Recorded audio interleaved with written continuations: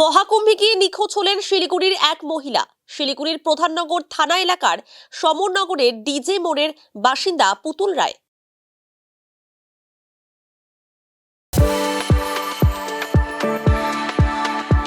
We are the dreamers, the achievers, and the leaders.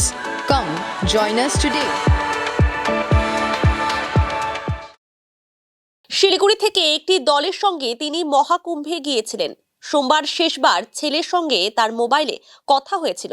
এরপর থেকেই তার খোঁজ মিলছে না বলে জানিয়েছেন পরিবার।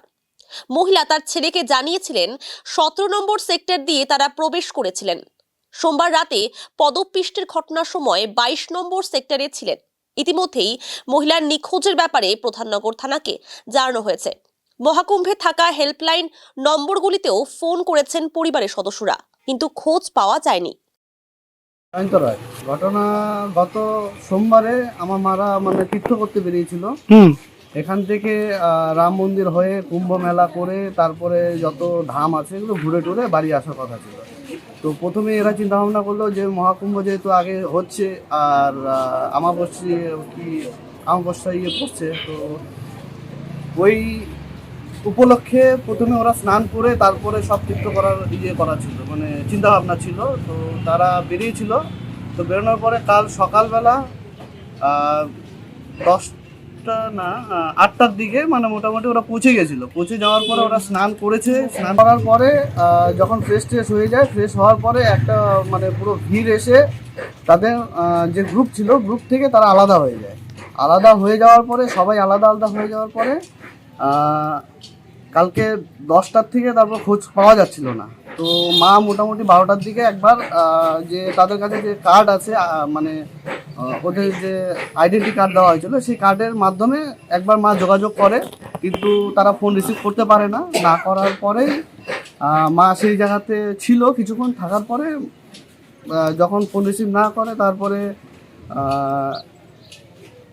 যাদের সাথে গেছিল তাদের পরে কল ব্যাক করে, যে নাম্বার দিয়ে ফোন এসেছিল তাদের কাছে জিজ্ঞেস করে যে কোন জায়গা থেকে ফোন করছে। তো ওরা বলে যে 21 নম্বর সেক্টরে আমরা উনি দাঁড়িয়ে আছে, কিন্তু যারা মাদের সাথে গেছিলো তারা ওখানে খোঁজাখুঁজি করে, মাকে পায় না পাওয়াতে কালকে রাতের থেকে আমরা সকাল থেকে আমরা টেনশনে ছিলাম যে কোথায় আছে না আছে, খোঁজাখুঁজি করলাম।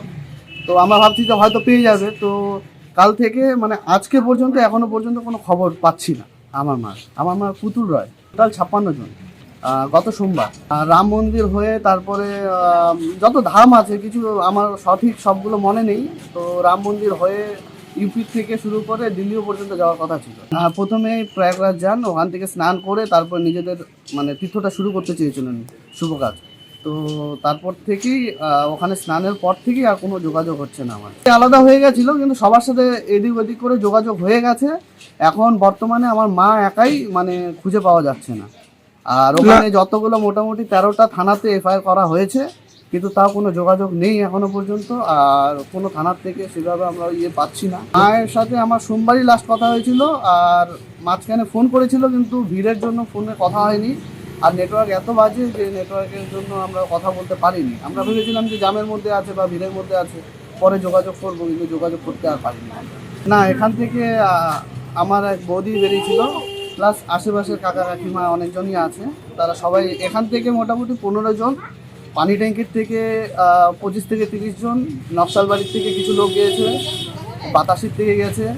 তো সবাই একই জায়গায় আছে এখন বর্তমান। কিছু লোক যারা হারিয়ে গেছিলো তারা কালকে ভোরবেলাও পেয়েছে, আজকে সকালবেলা ভোরবেলা তারা রিটার্ন পেয়েছে, কিন্তু একজনই এখন পর্যন্ত মিসিং আছে, আমার মা। ফোন করেছি, কোনো জায়গাতে কোনো কন্ট্যাক্ট হচ্ছেই না। ফোন করলে কলই লাগছে না, কল লাগার আগে ফোনটা কেটে যাচ্ছে। তো যতগুলো টোল ফ্রি নাম্বার, যত নাম্বার দিয়েছে আমি পেপার থেকে বের করেছি, পেপার কাটিং থেকে শুরু করে ইন্টারনেটে যত নাম্বার দেওয়া আছে সবগুলোতেই যোগাযোগ করেছি, কোনোটাতেই যোগাযোগ হচ্ছে না। আমার নাম্বার 9641727884। আমি আরেকটা অল্টারনেটিভ নাম্বার দিতে চাই, যেটা হলো 7029163442। আমার নাম জয়ন্ত রায়। সকলের কাছে অনুরোধ করব, কারণ আমার মা কালকে দুপুরবেলার থেকে যেহেতু আমি পাচ্ছি না, আমি খুব চিন্তিত। প্লাস আমি যতগুলো মাধ্যম আছে আমি সবার সাথে যোগাযোগ করার চেষ্টা করছি। এখন কেউ যদি মেলাতে গিয়ে বা কোথাও থেকে যদি খবর পেয়ে থাকি, আমাকে একটু দয়া করে আমার সাথে একটু যোগাযোগ করার চেষ্টা করবেন। আর আমি এতটুকুই বলবো যে যতটুকু হোক, যে যতটুকু জানে কে কোথায় বা কি মানে কি বিষয়ে বা যতটুকু জানে আমাকে ইনফর্ম করলে আমি অনেকটা উপকৃত হব। আর যদি সেরকম বিষয় থাকে আমি সেখান থেকে আমি মাকে নিয়ে আসতেও আমি রাজি আছি, কিন্তু এখন ব্যাপারটা হলো যে তার যোগাযোগের মাধ্যমটা আমার কাছে শুধু লাগবে, এতটুকুই আমি সবার কাছে অনুরোধ করব। অ্যাকচুয়ালি মানে জয়ন্তর মা এরা একটু এটা সবাই আমার অ্যাকচুয়ালি আমার আমার সংসদের ভোটার, আমার ভোটার। তো খবরটা খুবই চিন্তার এবং মর্মান্তিক ভাবে আমরা সবাই, আপনারা দেখতে পাচ্ছেন সবাই আমরা চিন্তিত। আমি শুধুমাত্র আপনার শিলিগুড়ি টাইমসের মাধ্যমে সবার কাছে একটাই অনুরোধ করব, আপনারা যদি কোনোভাবে কেউ যদি কোনোভাবে পুতুল রায়ের সাথে যদি যোগাযোগ বা দেখে থাকেন, মেলাতে হোক বা রাস্তায় হোক, তাহলে অনুগ্রহ করে আপনারা আমাদের সাথে যোগাযোগ করবেন, শিলিগুড়ি টাইমসের সাথে যোগাযোগ করবেন। এটাই আমি আবদার এবং এটাই আমি অনুরোধ করছি সকলের সম্মুখে। কিন্তু জানানো হয়েছে আমাদের প্রধাননগর থানাকে আমি জানিয়েছি বিষয়টা যে স্যার এরকম বিষয়। তো ওনারাও চেষ্টা করছেন যাতে অতি দ্রুত পুতুল রায়ের খোঁজ তারা দিতে পারেন।